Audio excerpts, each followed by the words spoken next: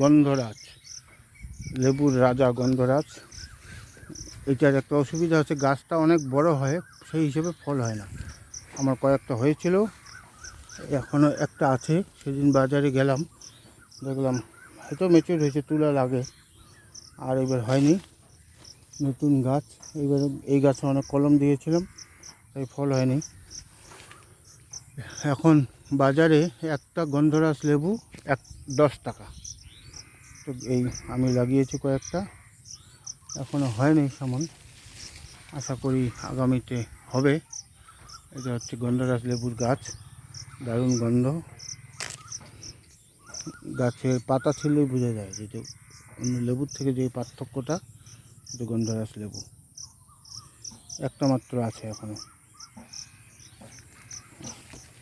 এই ভিতরে হয়েছে, আমরা কয়েকটা খেয়েছি। এই যে গন্ধরাজ লেবু।